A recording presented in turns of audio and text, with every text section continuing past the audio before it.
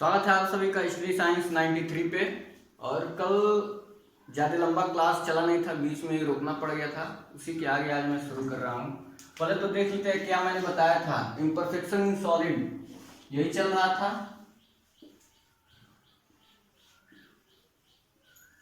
Imperfection in solid मैंने बताया था। इम्परफेक्शन सॉलिड में दो तरह के होते हैं।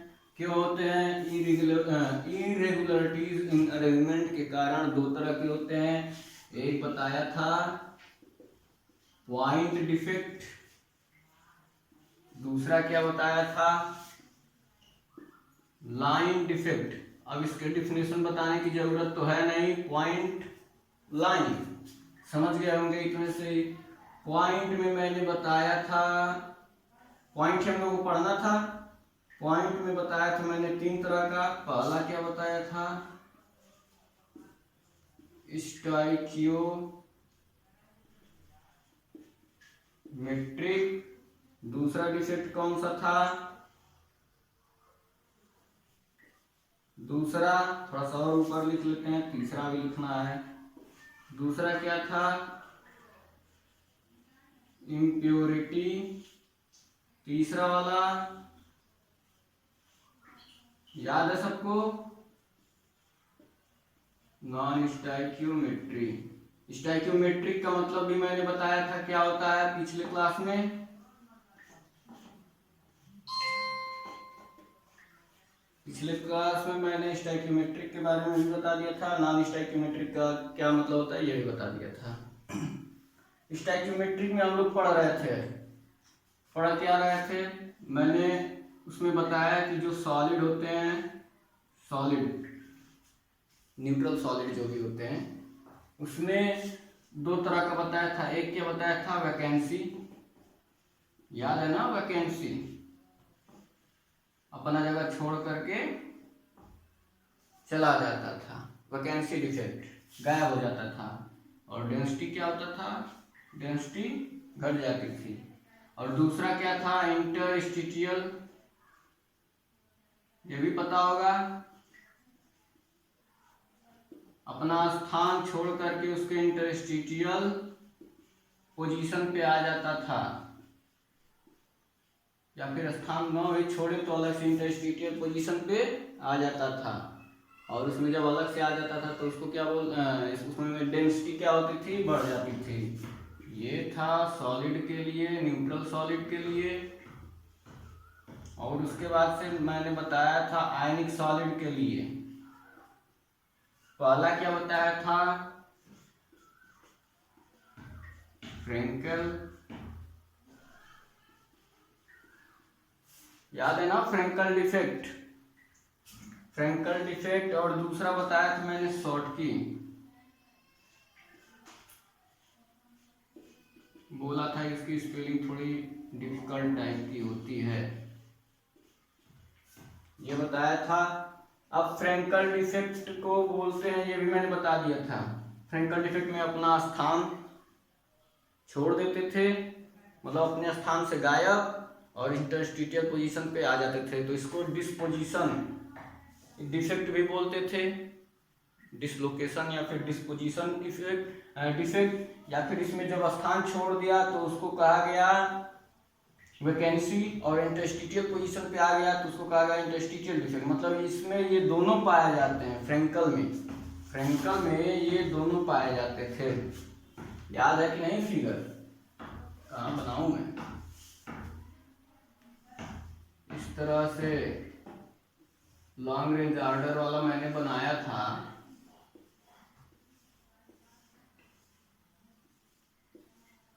फिगर की जरूरत तो पड़ेगी परफेक्शन वाले में। और ये plus minus plus minus plus,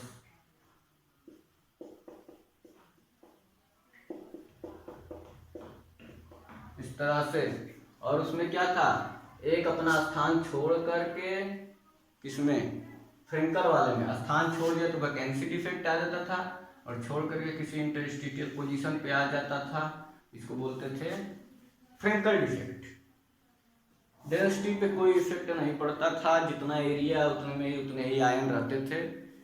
density में कोई इफेक्ट नहीं पड़ता था। और ये आयनिक सॉलिड के लिए होते हैं ये दोनों, ये मैं पहले ही बता दूं। आयनिक सॉलिड में ये डिफेक्ट पाए जाते हैं। तो फ्रेंकल डिफेक्ट हो गया था, इसके बारे में ज़्यादा अब डिस्कशन नहीं। आगे चलते हैं शॉर्टकी वाले में। शॉर्टकी डिफेक्ट में क्या होता था, इसको पहले हटा दें। यहाँ पे क्या आ गया, माइनस। शॉर्टकी और डिफेक्ट में क्या होता था कि केवल अपना स्थान छोड़ जाते थे, और छोड़ जाते थे तो अगर एक प्लस गायब, तो मैंने पहले ही बता दिया कि इन दोनों में जो आयनिक सॉलिड होते हैं उसमें जब भी डिफेक्ट पाया जाता है तो न्यूट्रलिटी मेंटेन होती है। न्यूट्रलिटी हमेशा मेंटेन रहती है, चाहे डेंसिटी बढ़ जाए घट जाए, लेकिन न्यूट्रलिटी डिस्टर्बेंस कभी नहीं आता है। तो शॉर्टकी डिफेक्ट में होता क्या है कि अगर एक प्लस वाला गायब होता है तो उसको मेंटेन, इलेक्ट्रिकल न्यूट्रलिटी को मेंटेन करने के लिए माइनस वाला एक गायब हो जाता है। तो होता क्या, उसमें एक अगर प्लस वाला गायब होता है तो उसी के साथ साथ एक माइनस वाला भी गायब हो जाता है, और इसको बोलते हैं शॉर्टकी डिफेक्ट।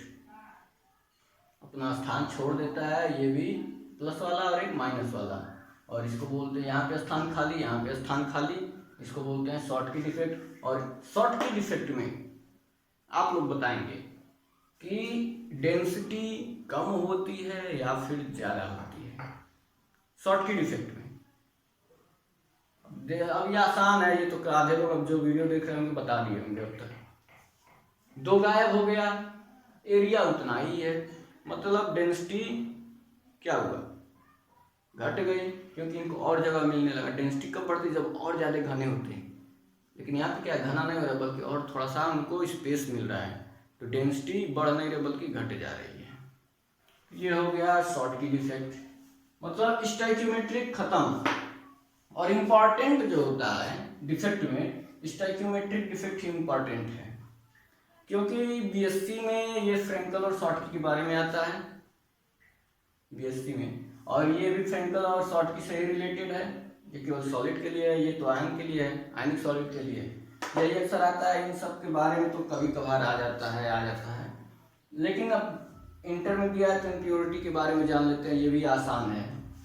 एक शब्द होता है, सब लोग सुने होंगे, मुझे उम्मीद है सब लोग सुने हैं, फिजिक्स पढ़े ही होंगे विद्यालय में, ऐसा तो है नहीं पढ़े नहीं है। डोपिंग, डोपिंग पढ़ा होगा सब लोगों ने, और जो खेल से बहुत ज्यादा लगाव रखता है वो भी सुना होगा डोपिंग। डोपिंग का मतलब क्या होता है, वो नाडा वाले जो टेस्ट करते हैं डोपिंग खेल में, उसमें क्या, वो डोपिंग क्या होता है, वही जो अलग से जो एनर्जी ले लेता है कोई भी खिलाड़ी, तो उसकी क्षमता बढ़ जाती है, तो वो डोपिंग होती है। इसमें क्या है, इसमें वही है डोपिंग, लेकिन वो अभी आएगा एनपीएन में। यहाँ पे इम्प्योरिटी का मतलब क्या है कि डोपिंग होता है किसी एक्स्ट्रा मेटल का।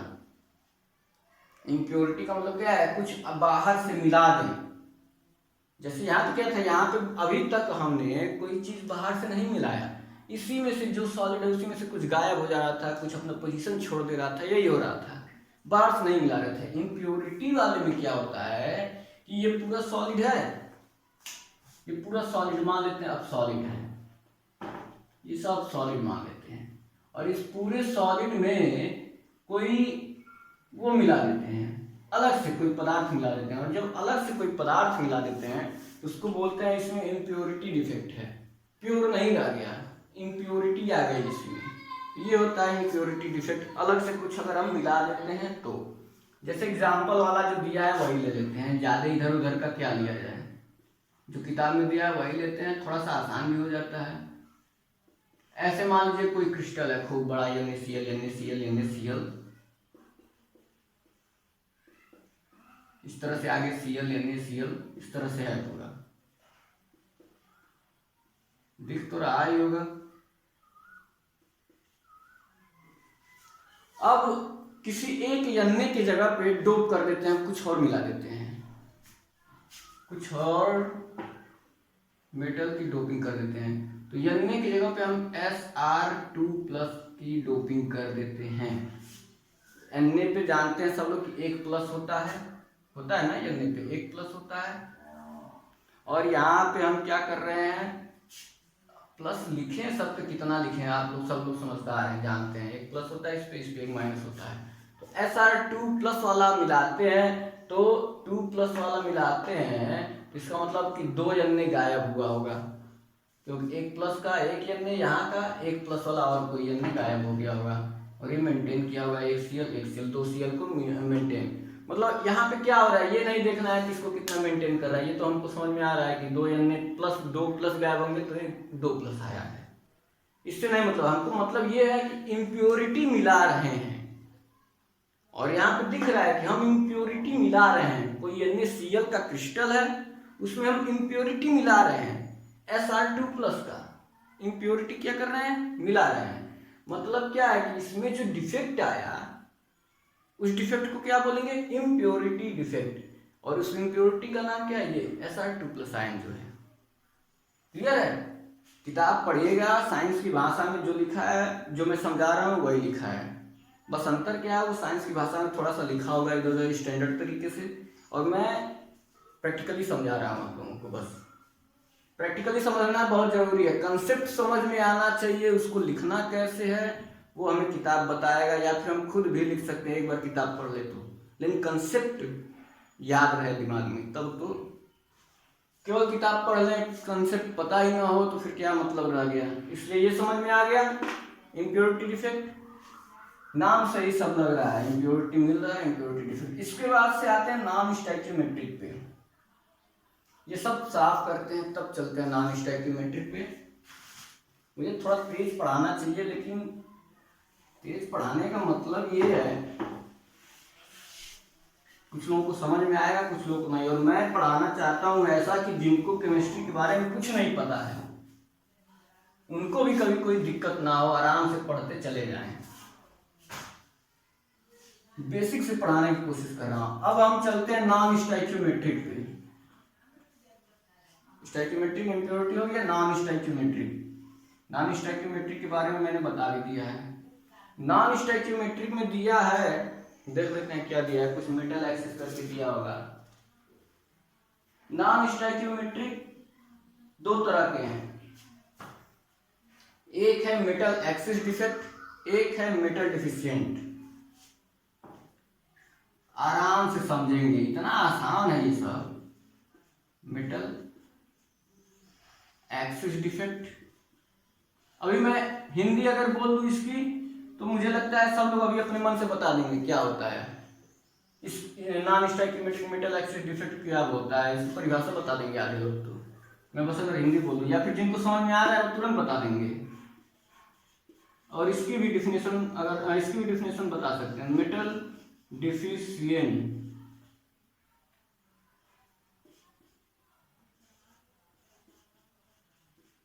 धातु आधिक्य दोष। धातु आधिक्य, आधिक्य मतलब अधिक, धातु निम्नता, इसको क्या बोलते हैं, धातु आधिक्य दोष। और ये क्या है, धातु न्यूनता दोष। अब धातु आधिक्य का मतलब क्या है कि ऐसा कोई सॉलिड हो जिसमें धातु जो है वो अधिक मात्रा में हो जाए, धातु अधिक मात्रा में हो जाए, ऐसा कोई दोष।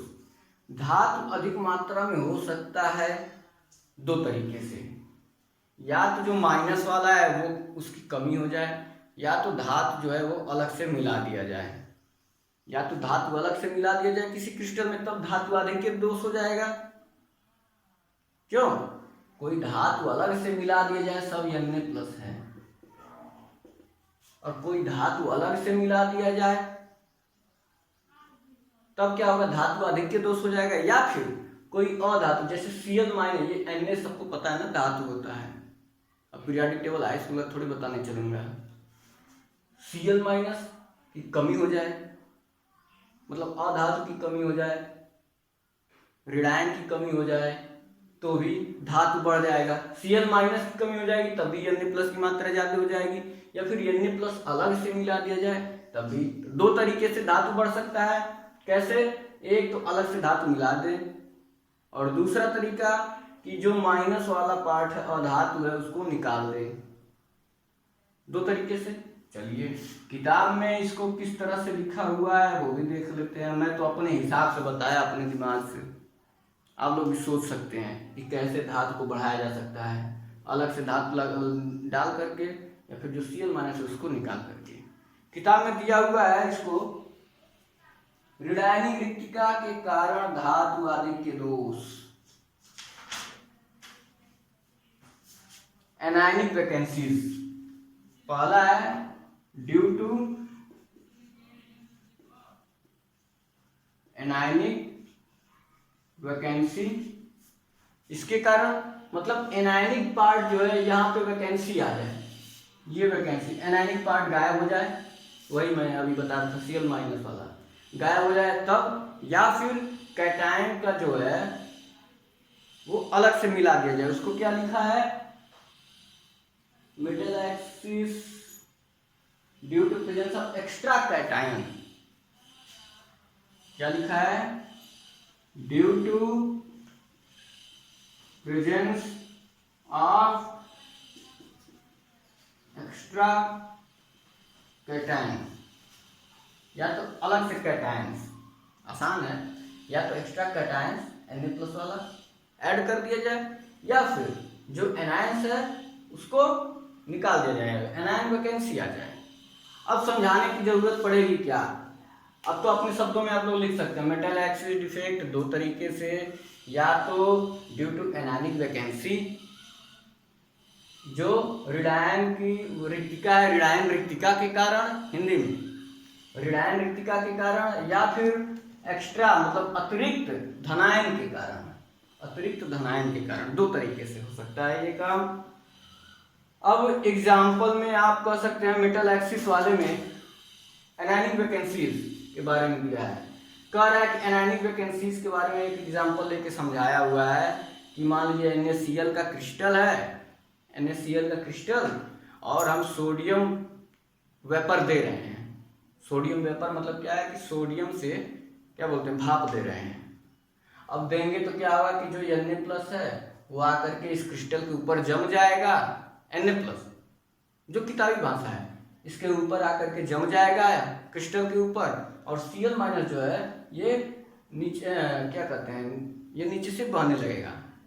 बहने लगेगा मतलब क्या बोलते हैं, इंग्लिश में एक टर्म यूज किया गया है इसमें कि जो Cl- है डिफ्यूज होने लगेगा, सरफेस से डिफ्यूज होने लगेगा। अब जब Cl- डिफ्यूज होने लगेगा तो जो Na है, Na ये क्या करेगा, Na अपना एक इलेक्ट्रॉन त्यागेगा, Cl- डिफ्यूज हो रहा है, Cl- डिफ्यूज होगा, जब Cl- डिफ्यूज होगा तो जो सोडियम मेटल है वो क्या करेगा, Cl से जुड़ने के लिए अपना एक इलेक्ट्रॉन, ध्यान दीजिएगा, Na जो रहेगा वो अपना एक इलेक्ट्रॉन यहाँ पे छोड़ेगा, Na+ बना करके निकलेगा और इसके साथ मिल करके NaCl बना लेता है, फिर एक क्रिस्टल फॉर्म कर लेता है। और ये जो Na+ बनेगा तो एक इलेक्ट्रॉन छोड़ेगा, और इलेक्ट्रॉन जो छोड़ेगा वो क्या होगा, यहीं पे वैकेंसी आकर के एनायनिक वैकेंसी बन जाएगी। बना एनायनिक वैकेंसी, जो इलेक्ट्रॉन है वही एक, जो सोडियम अपना इलेक्ट्रॉन त्यागा, जो त्यागा अपना इलेक्ट्रॉन वही क्या इलेक्ट्रॉन है, वो एनायनिक वैकेंसी के रूप में आ गया, और ये एनायनिक वैकेंसी माइनस एक इलेक्ट्रॉन के रूप में इस तरह से एनायनिक वैकेंसी आ गया। और कहेंगे कि यहाँ पे क्या हो रहा है, एनायनिक वैकेंसीज के कारण मेटल एक्सिस डिफेक्ट दिख रहा है इसमें, ये हो गया एक। उसके बाद से दूसरा जो दिया है, इसके लिए एग्जांपल लिया, metal excess defect due to presence of extra cation. Extra cation के लिए एग्जांपल लिया है जिंक वाला, जिंक ऑक्साइड। इसके लिए एग्जांपल लिया, कहाँ मैं लिख दूं, इसको गर्म किया है, अब चाहे जितने भी लिए गए होंगे 2, 3 जितने भी होंगे, और Zn जो है वो 2+ के रूप में बाहर, बाकी जो ऑक्सीजन है वो बाहर। मतलब कहने का ये है कि मेटल एक्स्ट्रा कैटायन आ गया, मतलब कोई जिंक ऑक्साइड का कोई क्रिस्टल है जिंक ऑक्साइड का, और उसको गर्म किए, ऑक्सीजन निकल गया, ऑक्सीजन निकल गया, अब क्रिस्टल है पूरा, ध्यान दीजिएगा क्रिस्टल है सब जिंक ऑक्साइड का, लेकिन जब गर्म किए तो ऑक्सीजन निकल गया, एक एक्स्ट्रा जिंक 2+, ये क्या है, कैटायन है, तो ये एक्स्ट्रा कैटायन बच गया, मतलब कैटायन की मात्रा बढ़ गई। जिंक ऑक्साइड है, गर्म किए कुछ ऑक्सीजन निकल गया जिंक ऑक्साइड से, तो मतलब कुछ एक्स्ट्रा कैटायन बच गया, और उसके कारण जो डिफेक्ट आया उसको बोलते हैं metal excess defect due to presence of extra cation. तो ये दो तरीका है, किताब में समझाया है, क्लियर है। अब इसके बाद डिफेक्ट का केवल एक और चीज बचा हुआ है, मेटल डिफिशिएंट डिफेक्ट, और ये एकदम प्रॉपर तरीके से बताता है नॉन स्टोइकियोमेट्रिक डिफिनेशन को। जो नॉन स्टोइकियोमेट्रिक डिफिनेशन है वो प्रॉपरली इंडिकेट करता है मेटल डिफिशिएंट डिफेक्ट को, ये मतलब डिफिनेशन से ही रिलेटेड है। तो इसको बताने से पहले मैं एक बार ये पूछना चाहूंगा कि ये समझ में आया कि नहीं, नॉन स्टोइकियोमेट्री में दो तरीके के defect, metal excess defect, metal deficient defect. Metal excess दो कारणों से, ड्यू टू एनायनिक वैकेंसी।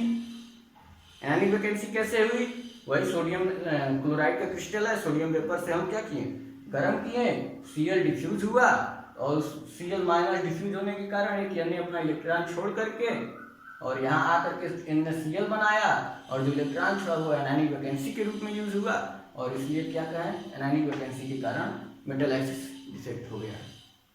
दूसरा तरीका क्या है, due to presence of extra cation, तो ये अभी मैंने बता दिया। दो तरीके हो गए, आप अपने भाषा में याद रखिएगा, अपने भाषा में प्रैक्टिकली याद रखिएगा, हाँ कैसे होता है मेटल एक्सिस डिफेक्ट, दो तरीके से क्या क्या हो सकता है, ये सब याद रखिएगा। उसके बाद से अब मैं चलता हूँ मेटल डिफिशिएंट डिफेक्ट पे। अब मेटल डिफिशिएंट डिफेक्ट में क्या होता है, ये थोड़ा सा जो नॉन स्टोइकियोमेट्रिक कंपाउंड होते हैं वो होते कैसे हैं कि जैसे जो उनकी रासायनिक सूत्र होनी चाहिए वो होता नहीं है, थोड़ा सा कम या ज्यादा हो जाता है, जिसके कारण मेटल एक्सिस या मेटल डिफिशिएंट मतलब नॉन स्टोइकियोमेट्रिक होता है। अब मेटल डिफिशिएंट का मतलब कि मेटल की मात्रा कम हो जाए, जैसे मान लीजिए ये कोई FeO3 कोई कंपाउंड है, होना चाहिए इसका फार्मूला ये, मतलब कि Fe जो है वो 1 होना चाहिए और O जो है वो 3 होना चाहिए, FeO3। लेकिन होता क्या है, मेटल की मात्रा मतलब ये 100% होनी चाहिए, तो ये इसके 300%, फार्मूले से देखने से लग रहा है। लेकिन होता क्या है, ये 100% नहीं होता, कभी कभी कंपाउंड बनता तो है FeO3, लेकिन वो 100% होकर कुछ कम होता है, और इसलिए जैसे 96%, 93%, 94%, और इस तरह से इसका फार्मूला जो है 0.1 की जगह पे 0.94O3 इस तरह से लिख देते हैं, या फिर O2, या फिर Fe 0.96O3, मतलब ये पूरा Fe नहीं है, थोड़ा सा कम है, 0.96 है। तो यहाँ पे क्या हुआ, मेटल डिफिशियंसी आई कि नहीं आई, मेटल में ये Fe मेटल है, यहाँ पे मेटल डिफिशिएंट हुआ। तो ऐसा अगर कहीं कुछ कंपाउंड मिल जाते हैं, प्रकृति में कुछ कंपाउंड है इस तरह के जो पूरा फार्मूले को वो प्रेजेंट नहीं करेंगे अच्छे तरीके से, या फिर पूरे जो सरल गुणांक जो बोलते हैं उसमें ये उस फॉर्मेट में नहीं आएंगे, और उस फॉर्मेट में नहीं आएंगे तो क्या होंगे, वो नॉन स्टोइकियोमेट्रिक कहलाते हैं। और मैंने बताया यही नॉन स्टोइकियोमेट्रिक की डेफिनेशन होती है, लेकिन बात डिफिशियंसी की कर रहे हैं तो कम वाले का ही लेंगे। तो ये होता है मेटल डिफिशिएंट डिफेक्ट, मतलब कि पूरा नहीं रहेगा मेटल, थोड़ा सा कम हो जाएगा मात्रा मेटल का, कंपाउंड वही रहेगा, तो इसको कहेंगे मेटल डिफिशिएंट डिफेक्ट। तो ये डिफेक्ट के बारे में पूरा लेखा जोखा हो गया, जितना था इससे ज्यादा डिफेक्ट होता ही नहीं है। बीएससी में भी इससे ज्यादा, बीएससी में डिफेक्ट इससे ज्यादा पढ़ना ही नहीं है, इतना ही डिफेक्ट है। 3rd year, 1st year, 2nd year तीनों पढ़ लीजिए, किसी में भी इससे ज्यादा डिफेक्ट नहीं मिलने वाला है। हाँ लेकिन ये है कि जो फ्रेंकल डिफेक्ट और शॉर्ट की डिफेक्ट है वो इंपॉर्टेंट है आगे के लिए। तो अभी डिफेक्ट से हम देखते हैं अलविदा, और आगे चलते हैं जो टॉपिक है। अगला टॉपिक देखते हैं क्या है। अगला टॉपिक इलेक्ट्रिकल प्रॉपर्टी, ये सब तो फिजिक्स वाला चीज है, पढ़े हैं सब लोग, मुझे लगता है जल्दी जल्दी खत्म करना चाहिए। इलेक्ट्रिकल प्रॉपर्टी का मतलब क्या आएगा, उसमें वही conductor, non conductor, insulator, non conductor insulator. Electrical property अभी ले ली।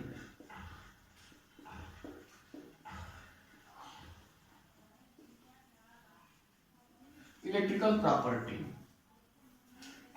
इलेक्ट्रिकल प्रॉपर्टी में क्या दिया है, अलग अलग के ठोस होते हैं, अलग अलग तरह के ठोस होते हैं और उनकी जो इलेक्ट्रिकल प्रॉपर्टी होती है अलग अलग होती है। कोई ज़्यादा इलेक्ट्रिसिटी फ्लो करता है, कोई कम इलेक्ट्रिसिटी फ्लो करता है, और जिसके आधार पर उनको बांटा गया है कितने तरीकों में, कितने भागों में, 3 भागों में। कौन कौन से भाग हैं? पहला है चालक, सीधे यही दिया है कि और कुछ दिया है इसके बारे में? अच्छा, हाँ यही तो दिया है, चालक,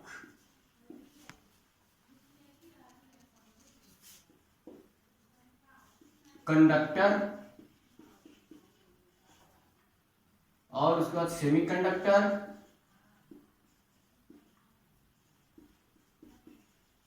और नॉन कंडक्टर। हिंदी तो लिखने की जरूरत नहीं होगी।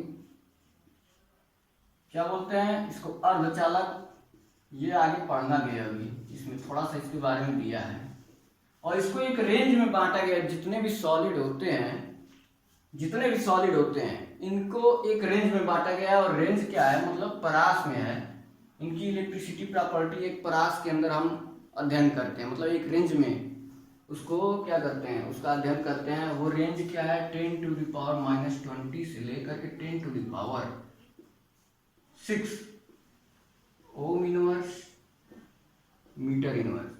इस रेंज के अंदर सारे सॉलिड आते हैं, सारे सॉलिड इस रेंज के अंदर आते हैं इसी के। और जिसकी जितनी ज़्यादा कंडक्टिविटी होती है वो उस आधार पे उसको conductor, non conductor, semi conductor के रूप में बांटा गया है। अब जो कंडक्टर होते हैं उनका रेंज क्या होता है, चलिए देखते हैं। कंडक्टर का रेंज जो है वो होता है, पहले नॉन कंडक्टर का देखते हैं। नॉन कंडक्टर का रेंज क्या होगा? 10⁻⁻20 से 10⁻10 ओम इनवर्स मीटर इनवर्स। अगर इसके बीच आ रहा है कंडक्टिविटी किसी की भी, तो वो कहलाएंगे नॉन कंडक्टर। चालकता अगर किसी की इतनी है 10⁻20 से 10⁻10 के ऑर्डर की है, इतने ऑर्डर के बीच में है, तो उसको बोलेंगे नॉन कंडक्टर है, जो भी सॉलिड है। सेमी कंडक्टर के लिए बोला जाता है कि 10⁻6 से लेकर के 10⁻, क्लियर नहीं पता है, थोड़ा सा एक बार देख लेता हूँ। 10⁻6 से 10⁻4, अच्छा 10⁻7 तक है ये। 10⁻6 से लेकर के 10⁻4 ओम इनवर्स मीटर इनवर्स के बीच अगर किसी की कंडक्टिविटी है इसके बीच, तो उसको बोलेंगे सेमी कंडक्टर। कंडक्टर क्या होगा? अब जो बचा वो कंडक्टर 10⁻4 से लेकर के 10⁻7 ओम इनवर्स मीटर इनवर्स के बीच अगर किसी की कंडक्टिविटी है किसी भी सॉलिड की, तो उसको बोलेंगे कंडक्टर। तो रेंज याद रखिएगा, मुझे तो नहीं याद था और मैं वैसे भी ज़्यादा प्रिपरेशन करके आता नहीं हूँ पढ़ाने। मैं जैसे क्लास में जाता था पढ़ाने, कोचिंग जैसे पढ़ाता था, बस वैसे ही किताब लिया, लेके चला आया, टॉपिक देखते गए, बताते चले गए नॉर्मली, बस उसी तरह यहाँ भी पढ़ा रहा हूँ। ज़्यादा कोई तैयारी नहीं है अभी। बस याद रखिएगा कंडक्टर का जो रेंज है 10⁻4 से 10⁻7, सेमी कंडक्टर का जो रेंज है 10⁻6 से 10⁻4, और जो नॉन कंडक्टर का रेंज है वो 10⁻20 से 10⁻10 ओम इनवर्स मीटर इनवर्स के बीच होता है। इतना दिया है। अब इसके बाद से हमें किताब में थोड़ा सा सेमी कंडक्टर के बारे में बताया है।